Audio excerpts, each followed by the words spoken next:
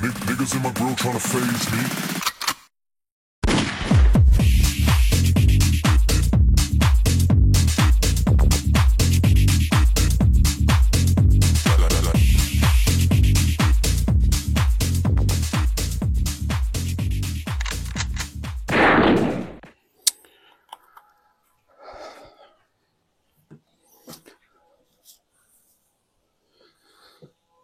Et ouais, je vous l'ai dit, c'est les vacances.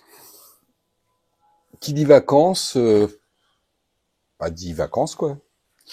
Qui dit vacances dit j'ai le temps de faire un peu ce que j'ai envie de faire habituellement. Bah, c'est comme tout le monde, hein. Je pense qu'on est tous un peu dans le même cas, sauf que ceux qui ont déjà la chance d'être en vacances prolongées. Mais on est nombreux à avoir besoin d'attendre de plus en plus. Bref, je reviens sur la dernière vidéo concernant la Stoeger, la XM1, où j'ai essayé de tester la précision de cette carabine en fonction de son taux de recharge en barre. J'ai eu pas mal de retours de commentaires. Merci beaucoup parce que c'est ce que je vous avais demandé. Et apparemment, à une exception près, tout le monde est un peu confronté au même problème. Alors problème, le terme est un petit peu fort. C'est pas un problème. Une fois que l'on sait, que l'on connaît sa carabine et que l'on connaît sa plage d'utilisation optimale, bah, si on veut faire du tir vraiment très précis, on la gonfle à ce degré-là. J'ai un commentaire d'une personne qui m'a dit, moi, pas de souci, je la gonfle à 200 et dès les 200 bars, elle est précise. Bon, bref. Mais tant mieux. De toute façon, on reste sur des carabines, comme me l'a dit Baptiste d'ailleurs, on reste sur des carabines de jardin. On n'est pas là pour faire les snipers. Et dans cette vidéo, en début de vidéo, je disais, ouais, la Stoeger, dadadi, dadada, elle me déçoit quand je vois la CP2 que je viens de découvrir, là, il y a quelques mois. La CP2, tu lui mets une cartouche de CO2, tu tires, pan, pan, pan. Et ben, la CP2, cette petite Artemis CP2, je l'avais jamais testée au-delà de 20 mètres. Et là, ben, j'ai repoussé au max de ce que j'ai, quasiment, puisque là, dans cet axe-là, j'ai 33 mètres si je me recule un peu, là. Mais bon, là, je suis à 31 mètres de la cible. Et puis, on va voir si mes dires de la dernière vidéo se vérifient ou pas, parce que c'est pas le tout de dire, ouais, l'Artemis, pa, pa, pa. Je vais mettre une cartouche de CO2 neuf, ben, je vais le faire devant vous. Hein. Donc voilà, tac. On lui glisse sa petite cartouche. Voilà. On revisse le petit embout. On prend le petit levier pour faire la mise sous pression, percuter. Voilà. Alors, je tire avec celle-là, je tire les mêmes plombs. Hein. Des Ivy Diabolo en 0,67 grammes. C'est les mêmes que ceux que j'utilise pour la Stoeger. Alors ça, c'est l'ancienne. Je suis con. J'ai remis la cartouche précédente. Je me disais bien qu'il y avait un... Ah, bah voilà. Moi qui veux faire des petites séquences assez courtes pour que le transfert se fasse vite. Alors, pour tout vous dire, oui, j'ai fait une première séance là-bas. J'ai un beau carton. Hein. J'ai un beau carton. Ça, poubelle. Voilà. Comme ça, il n'y a plus d'histoire. Et j'ai un beau carton. Mais je vais pas vous faire voir mon carton précédent, dont je suis content. Là, on va se le faire ensemble. Donc, je vais remettre là-bas mes deux cibles à jour.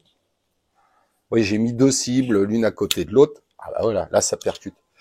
J'ai mis deux cibles l'une à côté de l'autre, comme ça, j'ai pas à courir au fond. Ah, ma fille. Voilà. C'est bon, il n'y a pas de fuite. Donc, je prépare les deux cibles là-bas au fond. Et puis, je vous mets dans le bout et on va voir ce que ça donne. Cette CP2 à 31 mètres. Je dirais même peut-être 32 parce que je l'ai vraiment poussé au max. On y va, c'est parti.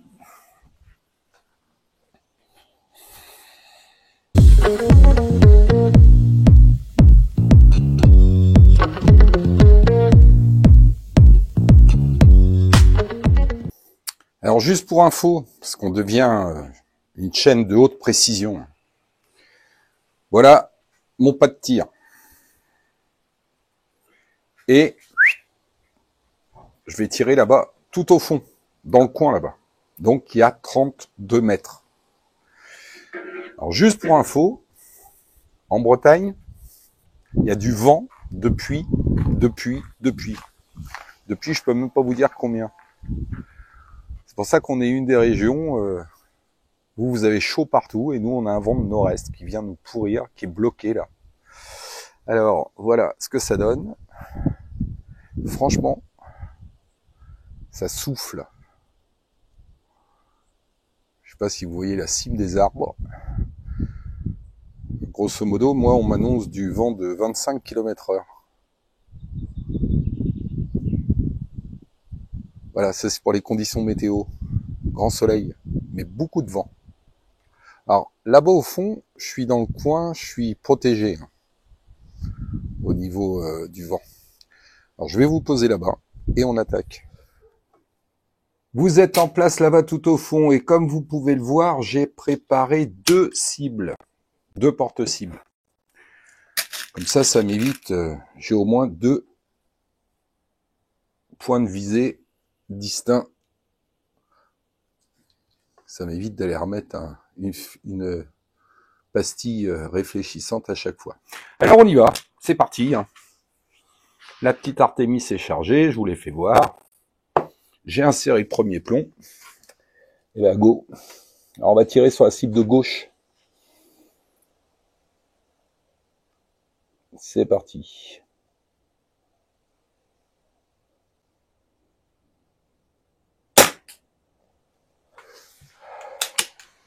Alors j'utilise une lunette, une Swiss Arm 4x40. Pour ma vue, moi c'est un peu léger. Là. Passer les 30 mètres là. Mais bon, ça fait l'affaire. Là j'ai cru voir que j'étais un peu à gauche. Attention, hein, toujours pareil, je tire sur sac, pas de chevalet. Et je suis loin d'être un sniper.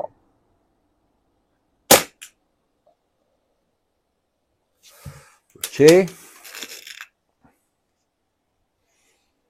On a dit trou dans trou, Jeff.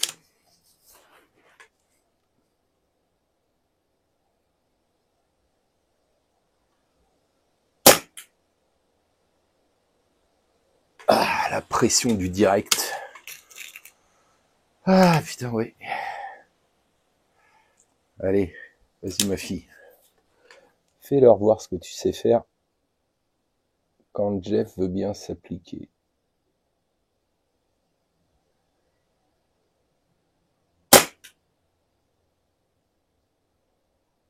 Ah, j'ai du mal à voir ce que j'ai fait. Je pense que j'ai fait un côté droit, là. Un presque trou dans trou, mais côté droit. Hop. Bonne.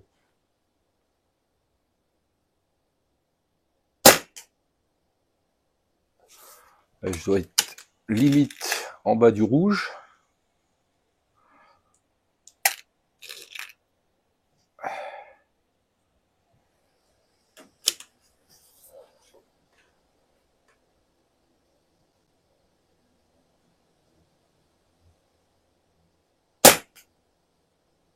Un petit peu au-dessus.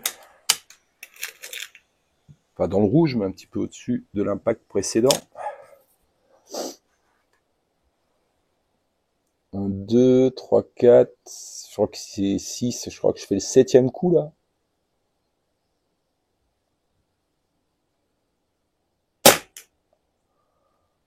Ouais, alors je commence plus à voir du tout, je commence à ne plus voir du tout où je tire.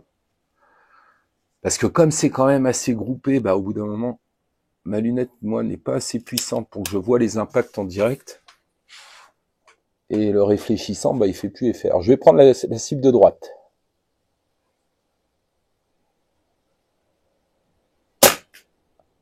Eh, pas mal, non? On doit être à une dizaine de coups. J'ai jamais calculé combien de coups je pouvais tirer sur une cartouche de CO2.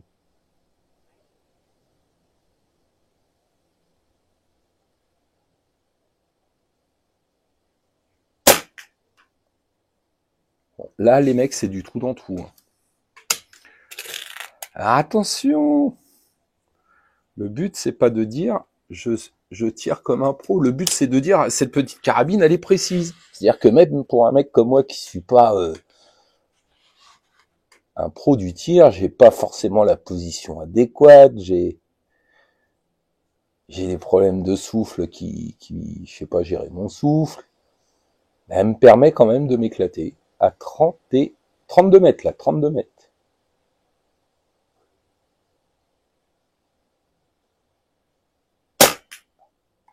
Là, j'ai senti que je partais. Alors, 22 LR shooter, David me disait dans un commentaire précédent, sur une autre vidéo, il me disait que, parce que alors lui, bon, on le sait, c'est son dada, la CP2. Il me disait que quand la cartouche commençait à baisser, elle avait tendance à tirer à droite. Alors, est-ce un coup de doigt ou est-ce l'effet perte de CO2?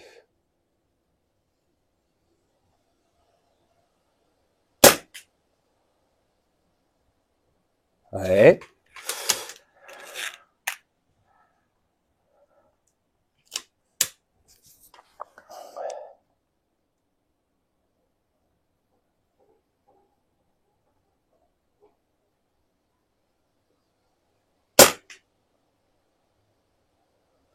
Je verrai la vidéo, mais si je ne m'abuse, c'est un 1000.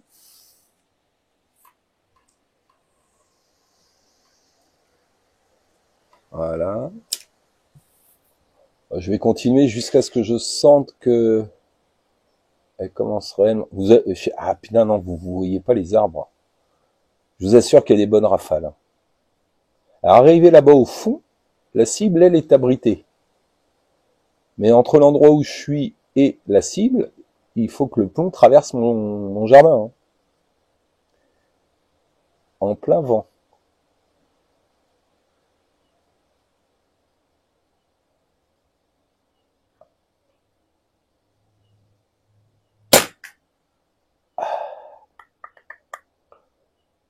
Ben, ne voyant pas d'autres impacts, j'ai dû faire un trou dans trou. Maintenant, est-ce que c'est dans le 1000 ou est-ce que c'est légèrement à droite du 1000, là où il y avait déjà un impact, je sais pas.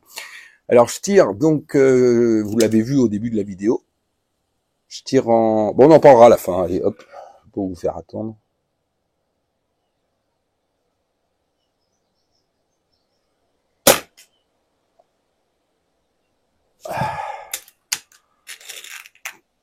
Moi, je l'aime bien. Elle est légère. Elle est douce. Elle fait pas de boucan. Pour ceux qui ont des voisins proches.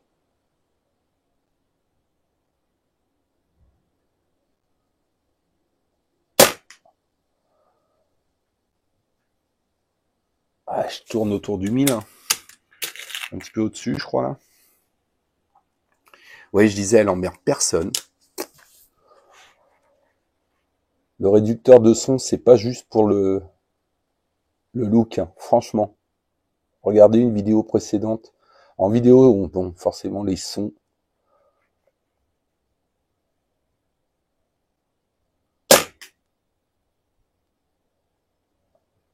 Bon, là, je commence à plus voir du tout ce que je fais. Toujours le même principe. Ah, il faudrait que... Bah, je tire trop groupé, quoi. C'est chiant. Au bout d'un moment, la réfléchissante, elle réfléchit plus. Un dernier. Allez. Ce sera une petite vidéo.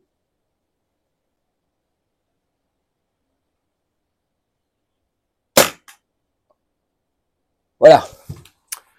Bon, je vais vous récupérer. On se fait un petit débriefing sur cette J'ai vu, on est beaucoup à avoir ce tic-là, cette petite, ce petit, petit. Ouais, enfin, bref. Je vais vous faire un débriefing sur cette CP2. Je vais ramener les cibles en même temps. À tout de suite.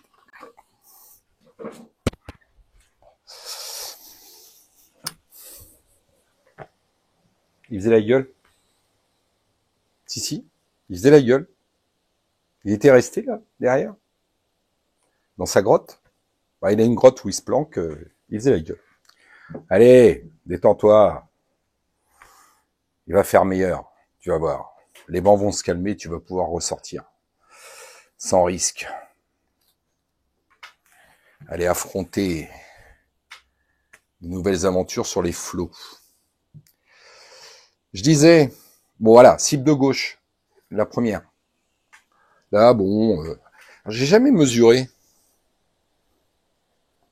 Un petit instant, j'ai jamais mesuré ce que ça représentait, ces petites cibles réfléchissantes là. On n'est pas au poil de cul près, hein, mais grosso modo, le diamètre du cercle intérieur. Alors, on va commencer par le rouge. Le 1000, en fait, ça fait 15 mm. Le premier cercle autour, c'est un diamètre de 30 mm. Donc là, on est sur 3 cm. Le premier cercle, 3 cm. Et le deuxième cercle, on peut dire que il mesure 5 cm. Voilà, donc ça veut dire que là, vu que je tire dans le deuxième cercle, je suis sur un diamètre de 5 cm. 5 cm, tous mes tirs. Et sur la deuxième cible, je groupe pas mal dans le premier cercle, j'ai du 1000, je groupe dans les 3 cm, et après je viens taper dans du 5 cm par rapport au 1000. Voilà, ici, je suis sur du 5 cm par rapport au 1000. Voilà, ça donne un groupement là, si, hop, au poil de cul près de 4 cm. 4 cm max. Bon, voilà, bref, oh là là. Sachant que tout ça, donc oui, c'est ce que j'ai failli vous dire pendant la vidéo, tout ça c'est avec le canon long, hein, je suis en canon long. Donc on sort 8 joules de mémoire, c'est un truc comme ça sur la CP2, 8 joules en canon long. Bah 8 joules à 32 mètres. Moi je dis, cette petite carabine, il y a largement moyen de s'amuser. Là, les plombs qui sont hors cible en dessous, c'est d'hier. Hein. C'est quand je faisais les tests de la XM1. Aujourd'hui, un patch, tout dans le patch. Un patch, tout dans le patch. Et je sais pas si je peux choper le patch du dessous. Parce que juste avant de commencer la vidéo, j'avais fait un premier tir sur la cible. Non, je vais pas réussir. Mais j'avais fait un tir, donc un test. Oh, c'est dommage. Ouais, mais de toute façon, ça va être niqué avec les autres tirs. Bref, je fais n'importe quoi. Mais franchement, le premier que j'avais fait tout seul, hors caméra, il était même meilleur que celui-là. Même meilleur que celui-là. Plus dans les 3 cm. On restait dans le cercle de 3 cm. J'avais fait 5-6 tirs et j'étais pas sorti des 3 cm. Voilà ce que cette petite CP2 est capable de fournir. Voilà pourquoi je vous disais hier que moi je la trouve super sympa, parce que hop, pim, une petite cartouche et on aligne. La lunette, comme je vous ai dit, c'est une Swiss Arms 4x40, c'est pas prétentieux. C'est un peu limite à cette distance-là pour moi, pour ma vue. Mais elle bouge pas. Au niveau du réglage, elle est en quart de MOA comme beaucoup, mais les réglages s'effectuent bien. À ce sujet-là, j'ai fait un calcul, parce que moi ça aussi, je découvre les MOA et compagnie, et j'ai fait un calcul, voilà ma femme qui rentre, il va y avoir un petit peu de bruit. Pour moi, quand on est en quart de MOA, j'ai calculé qu'à 30 mètres, 10 clics équivalait à 2,2 cm de mouvement. 10 clics à 30 mètres égale 2,2 cm. Est-ce que vous pouvez me confirmer ça? 10 clics à 30 mètres, 2,2 cm de battement au niveau de la cible. 10 clics, 30 mètres, 2,2 cm. Ce sera ma conclusion. Je veux bien des réponses pour savoir si je me suis pas gouré dans mes calculs. Je me dépêche, ma femme arrive. Lui et moi, on vous salue. À très bientôt. J'attends vos réponses pour les MOA 30 mètres en quart de MOA. Merci. Ciao les gars. Bye bye.